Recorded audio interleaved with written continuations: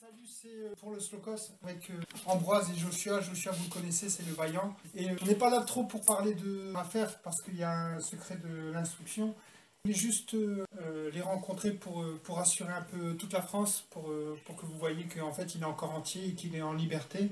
Et d'abord que vous vous présentiez. Écoute, moi je m'appelle Ambroise, je suis artiste, voilà, chanteur, rappeur et cuisinier. Et gilet jaune. Ok. Voilà. Gilet jaune de la première heure. Gilet jaune de la première heure, militant engagé de Marseille. Et au général, c'est quoi tes causes? Les causes que tu défends sur Marseille? Ben moi, les causes que je défends sur Marseille, ce sont les causes que défend un petit peu toute la France, à commencer par le pouvoir d'achat, ensuite à commencer par le référendum d'initiative citoyenne, ensuite les CSG, ensuite, enfin, on va dire les inégalités, ensuite l'ISF, ensuite les CIC, je pourrais t'en dire. Oui, ok, ouais. Bref, l'histoire d'égalité, et c'est surtout un combat contre la précarité. Par rapport au problème principal à Marseille, le mal logement. Disons que moi, je ne pense pas que ce soit forcément le plus... la cause la plus, on va dire, défendue. Moi, je dirais plutôt que c'est lié, tout est lié. D'ailleurs, on a fait 2-3 manifestations avec le logement insalubre, indigne, etc. On a fait des manifs, nous, les Gilets jaunes, avec eux. Pourquoi? Parce que c'est une histoire de précarité. On arrive toujours à ce problème de précarité. Où du coup, il y a des riches propriétaires qui louent à des loyers assez exorbitants, oui. Des gens qui, même pas dans des ghettos, dans des taudis dangereux pour leur famille. D'ailleurs, on a vu ce que ça donnait quand ça s'est écroulé.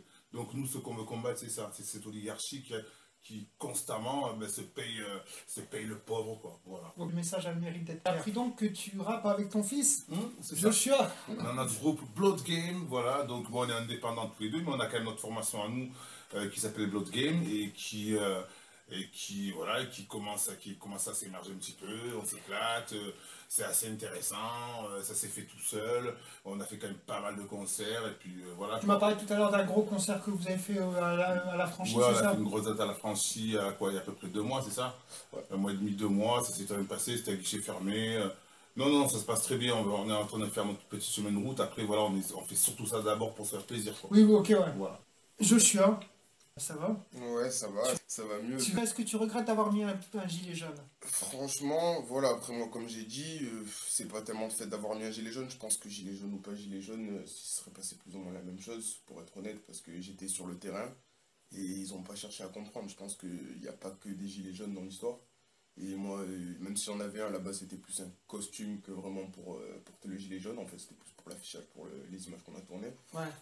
Donc voilà, après je pense que gilet jaune ou pas, je pense qu'il sera arrivé la même chose. Après, est-ce que je regrette?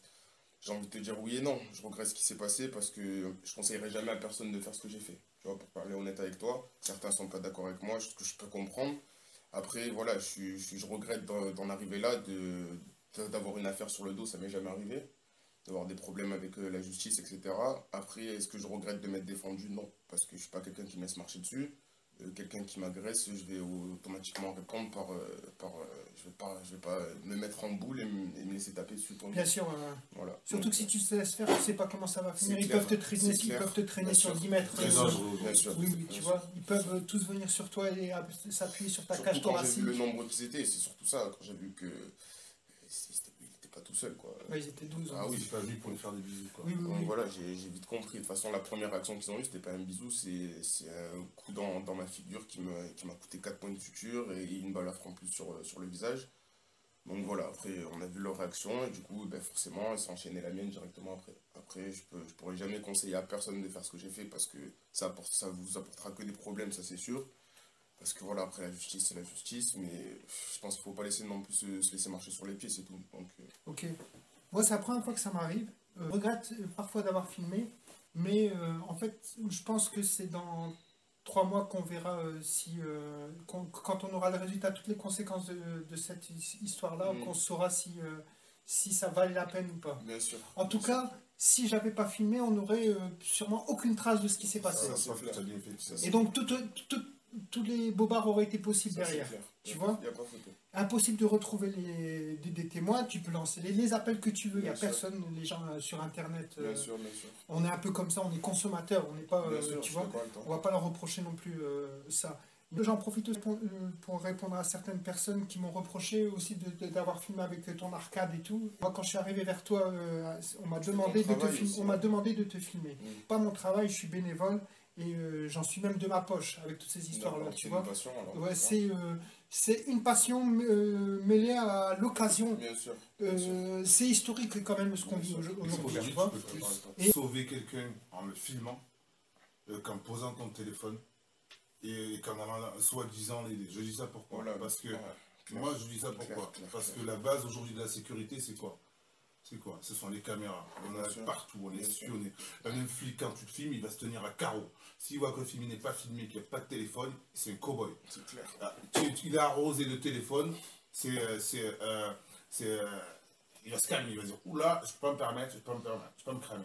Donc voilà, moi je dis, voilà, si c'est pour qu'un gars arrive et qu'il se fasse défoncer, latter, qu'il jole, qu'on n'ait pas d'image, après il faut un petit peu réfléchir. Et les flics, je te dis, les flics se protègent pas. Voilà. Oui, ce que tu dis là n'est pas valable pour les flics, uniquement pour les flics, c'est la nature humaine. Et il faut toujours une tierce partie pour éviter que les deux premières parties concernées, l'une d'entre elles, soit juge et partie. Il faut un témoin. Il faut un témoin, peu qu'il importe. Et quoi qu'il advienne, au final, les gens assumeront ce qu'ils ont fait. Moi je te dis bravo devant tous tes gars. Merci beaucoup. Et Beau, je te remercie. Je peux pas savoir comment tu réagis. Moi-même, j'aurais jamais pu savoir. J'en ai subi des contrôles. J'en ai subi avec la figure que j'ai. J'en ai subi des contrôles. Ça m'est jamais arrivé d'en arriver à de telles extrémités. Pourtant, on m'a menotté. On a été assez dur avec moi pendant des contrôles.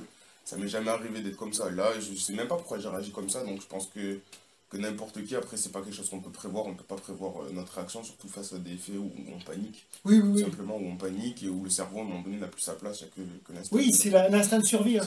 C'est l'instinct de survie. Tu m'as dit que ça une chaîne. Une jeune chaîne que l'on a ouverte pour la musique. Ah, tu parles de la nouvelle chaîne. pour déjà, dans un premier temps, dénoncer ces violences policières. Ok, ouais. Voilà, C'est quoi le nom de la chaîne? Gillet John. Gillet, comme en anglais. J-E-E-L-A-Y. Et John. Et John. C'est ça. John, ok. Et aussi sur Facebook, je crois. Gillet John. Ok. Vous êtes suivi par un avocat, c'est ça? 2 avocats. Qui sont, sans On indiscrétion? a 2 avocats, on a Maître Madjoubi Ok. et Maître Vartanian. Maître Madjoubi, qui est très connu, je crois. Très connu, et Maître Vartanian qui est un gros avocat aussi militant, enfin en tout cas qui travaille beaucoup avec notre mouvement, les Gilets jaunes, qui est très connu. Ça. Ok. Je vous mettrai les liens de Facebook et des chaînes respectives. Ok. Et je pense que tout est dit là. Ouais, On est clair. J'espère que vous êtes rassurés. Et on se retrouve bientôt. Ciao. Ciao, tout le monde. Ciao.